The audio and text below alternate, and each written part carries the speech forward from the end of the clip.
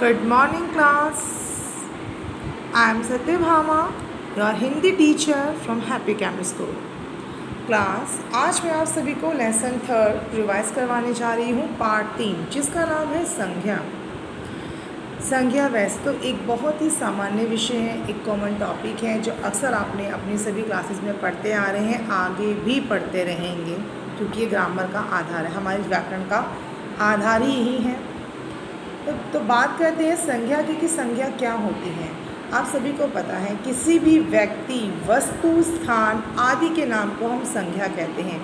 आप ध्यान रखिए, जो चीज़ का नाम है वो संज्ञा है। ताजमहल, उत्तम नगर, दिल्ली, तनिष्का, सूरज, मिली, अनामिका, सूर्य, चांद, तारा, ये सभी क्या हैं? ये सभी संज्ञा हैं, क्योंकि इनका नाम है। कलम है ना, ये भी संज्ञा है। अब देखते हैं संज्ञा यानी कि व्यक्तियों के नाम, प्राणियों के नाम हो गए, यानी कि जानवरों के नाम हो सकते हैं। शेर, कुत्ता, बिल्ली, भालू, मगरमच्छ, सभी क्या है? प्राणी तो हैं। वस्तुओं के नाम, पेठा, जूते, वस्त्र, खिलौने, लस्सी या आपकी किताब है, सभी क्या चीज़ें हैं? ये संज्ञा। स्थानों के नाम हैं आगरा, ताजमहल, दिल्ली, कलकत्ता, उत्तम नगर, सभी स्थानों के नाम हैं। भावों के नाम, घबराहट, प्यास, गुस्सा, ये क्या है? ये भाव हैं, तो ये भी संज्ञा है। आइए, संज्ञा के 3 भेद होते हैं। पहला होता है व्यक्तिवाचक संज्ञा, दूसरा जातिवाचक संज्ञा, तीसरा होता है भाववाचक संज्ञा। व्यक्तिवाचक संज्ञा किसी विशेष व्यक्ति, स्थान या वस्तु के नाम को व्यक्तिवाचक संज्ञा कहते हैं। सरदार पटेल ने देश को एक किया, यह विक्टोरिया मेमोरियल है। महाभारत धर्म ग्रंथ है।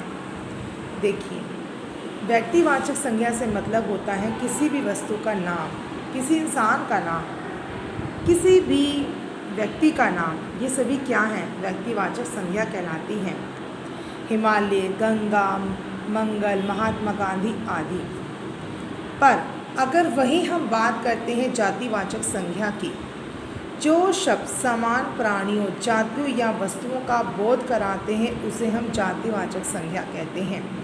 यानी कि ऐसे नाम, ऐसे कुछ वस्तु, कोई भी प्राणी या जाति जो एक जैसी वस्तुओं के बारे में बोध कराते हो कि हाँ, सभी वस्तुओं को एक जैसा ही है, तो उन्हें हम क्या कहते हैं? उसे हम जातिवाचक संज्ञा कहते हैं। अब देखिए, सबसे अच्छा एग्जाम्पल है, आपके पास ये किताबें हैं, आप देख सकते हैं ना स्क्रीन पर। यहाँ पर क्या दिख रही हैं बच्चों आपको? ये 2 किताबें। किताब शब्द क्या है? अपने आप में जातिवाचक शब्द है। क्यों? क्योंकि किताब कोई भी हो सकती है। आप देख रहे हैं ना, यहाँ पर मेरे पास 2 किताबें हैं, तो ये जातिवाचक हुआ। क्यों? क्योंकि किताबें अलग अलग होती हैं भाई, किताबें अलग अलग उसकी होती हैं। कोई हिंदी की है, कोई अंग्रेज़ी की है, कोई गणित की है, कोई विज्ञान की है, कोई भूगोल की है। हाँ, पर अगर मैंने कहा ये है वेदामृत किताब है, तब ये यहाँ पर क्या हो जाएगी बच्चों? क्या हो जाएगा बच्चों? बता सकते हैं आप? व्यक्तिवाचक संज्ञा। क्यों? क्योंकि यहाँ पर नाम हो गया ना किताब का, वेदामृत। पर अगर मैं ये कहूँ कि मेरे पास 2 किताब हैं, तो किताब जो शब्द है वो होगा जातिवाचक, क्योंकि वो 2 किताबें हो सकता है अलग अलग विषयों की हों, है ना? अलग अलग विषयों की होंगी, या अगर एक की भी है, पर किताब का अपना नाम होता है। आपने कहा मुझे एक किताब चाहिए, तो दुकानदार आपसे क्या पूछेगा बच्चों? कौन सी किताब चाहिए बेटा? किस विषय की किताब चाहिए आपको? तो इसलिए किताब शब्द अपने आप में जातिवाचक शब्द होता है। अब जैसे कि ये किताब है, ये है हिंदी व्याकरण, तो अगर आपने कहा कि यह हिंदी व्याकरण की किताब है, तो यहाँ पर हिंदी व्याकरण आने की वजह से ये यहाँ पर व्यक्तिवाचक संज्ञा हो जाएगा। अब जैसे पीपल का पेड़, अब देखो आप सोचोगे मैडम पेड़ का तो नाम ही तो है पीपल, तो फिर क्यों नहीं है? फिर ये जातिवाचक क्यों हुआ, सवाल मन में आया होगा। नहीं आया तो कोई बात नहीं, मैंने कह दिया, जवाब भी दे देते हैं। देखिए, अब इस मान लीजिए अगर ये अकेला खड़ा है फिर तो आपने कह दिया ये पीपल का पेड़ है, मान लें ये नाम हो गया तो ये व्यक्तिवाचक हो गया। लेकिन अगर इसके जैसे अगर 10 पेड़ और हैं तो आप क्या कहेंगे, मेरे पास 10 पीपल के पेड़ हैं, इसलिए ये यहाँ पर जातिवाचक शब्द बन जाएगा पीपल, क्योंकि इसके जैसे दिखने वाले और को भी पेड़ों को भी आप पीपल का ही पेड़ कहेंगे, इसलिए ये अपने आप में है। जैसे मैंने बताया था ना, अब ये 2 दिखने वाली क्या है, ये किताब है तो आप इन्हें किताब ही कहेंगे कि किताब है, इसलिए किताब शब्द अपने आप में क्या होगा, जातिवाचक होगा। ठीक है। अब अगर मैं बात कर रही हूँ गाय की, तो गाय मैदान में चर रही है। अब गाय मैदान में चर रही है तो गाय क्या करती हैं, तो गाय जो है वो अपने आप में, गाय और मैदान दोनों ही शब्द अपने आप में जातिवाचक हैं, क्योंकि इसके जैसे दिखने वाले, इसकी जैसे दिखने वाली और भी गाय होंगी ना तो आप उन्हें गाय ही बोलोगे। पर अगर मैंने ये कहा कि मेरे पास एक मोती नाम की गाय है या मेरे पास एक हीरा नाम का बैल है, तो यहाँ पर जो ये हीरा मोती शब्द का प्रयोग हुआ तो ये व्यक्तिवाचक हो गया। परंतु अगर मैंने ये कहा कि मेरे पास 4 गायें हैं तो ये क्या हो जाएगा, गाय शब्द अपने आप में जातिवाचक होगा, क्योंकि इसके जैसे दिखने वालों को तो आप गाय ही कहोगे ना। और मैदान शब्द ही अपने आप में, क्योंकि जितना लंबा होगा मैदान ही बोलोगे, 2 मैदान 3 मैदान, वहाँ मैदान है ये मैदान है, तो मैदान शब्द ही अपने आप में जातिवाचक है। वकील, अब ये देखो, वकील एक ऐसा शब्द है, वकील, डॉक्टर, न्यायाधीश यानी कि जज, ये ऐसे शब्द हैं।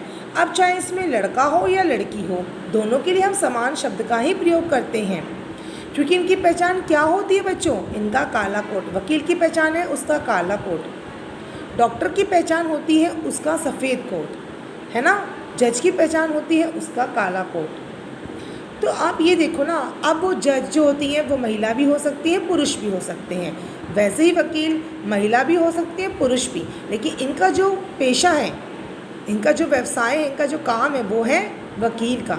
तो आप देखेंगे जितने भी काम होते हैं उन सबको भी हम जातिवाचक में ही काउंट करते हैं।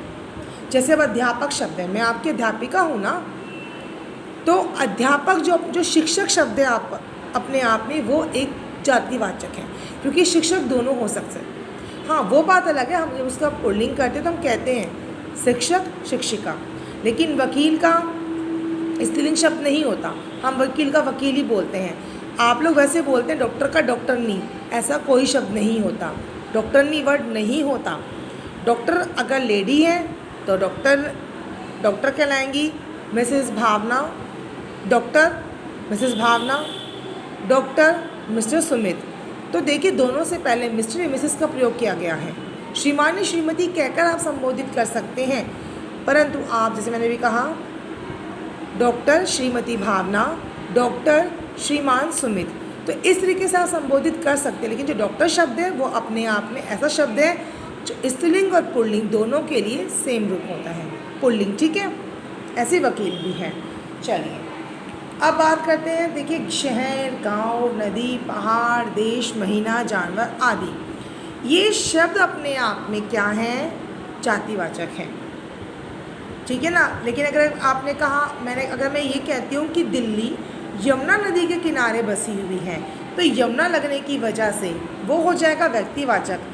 पर अगर मैं ये कहती हूँ कि दिल्ली एक नदी के किनारे बसी हुई है, तो नदी शब्द यहाँ पर अपने आप में क्या हो जाएगा, जातिवाचक, और दिल्ली व्यक्तिवाचक होगा, ठीक है बच्चों। ऐसे ही पहाड़, हमारे देश में कई पहाड़ हैं। अब देखो कई पहाड़ हैं तो पहाड़ शब्द अपने आप में क्या है, क्योंकि वो एक जैसे दिखने वाली समान वस्तुएं हैं, छोटा बड़ा ही तो है पर है तो ठोस पहाड़। लेकिन अगर मैंने कहा कि दिल्ली के पास अरावली की पहाड़ियाँ हैं, तो ये अरावली लगने की वजह से वो हो जाएगा व्यक्तिवाचक, और पहाड़ अपने आप में जातिवाचक ही रहेगा। भाववाचक, जैसा आप समझ सकते हैं, यानी कि भावों के बारे में बात की जा रही है। जो शब्द किसी के दोष, गुण, दशा या स्वभाव का बोध कराता है उसे हम भाववाचक संज्ञा कहते हैं। भाव होते हैं जो आपके मन से आपके चेहरे पर प्रदर्शित होते हैं। जब गुस्सा होता है आपकी आंखें लाल हो जाती हैं, आप अपने दांतों को पीसते हैं। जब आप खुश होते हैं आपके चेहरे पर मुस्कुराहट होती है, आप हंसते हैं, मुस्कुराते हैं। जब आप बूढ़े हो जाते हैं तो आपके चेहरे पर झुर्रियाँ आ जाती हैं। तो ये जो शब्द होते हैं अपने आप में भाववाचक होते हैं। जैसे कि कोयल की बोली में मिठास है। मिठास शब्द अपने आप में क्या है? मीठा तो अपने आप में गुणवाचक है। याद रखिएगा बच्चों, मीठा गुणवाचक है, लेकिन मिठास अपने आप में भाववाचक है, क्योंकि वो दर्शाता है कि ये चीज़ मीठी है, इसे खाने में आपको मीठापन महसूस होगा। बुढ़ापा आ गया।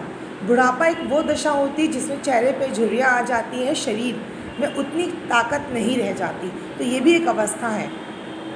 गांधी जी अहिंसा के पुजारी थे। अहिंसा एक मन का भाव है, हमारा ये मानना कि हमें दूसरों को नुकसान नहीं पहुंचाना, हमें प्यार भाव से रहना है, तो ये अहिंसा है। चलिए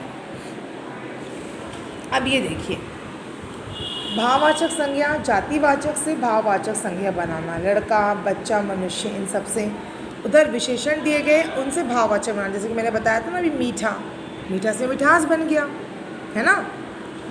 सर्वनाम से, जैसे कि मम, पराया, इन सर्वनामों से भी भाववाचक शब्द बनते हैं।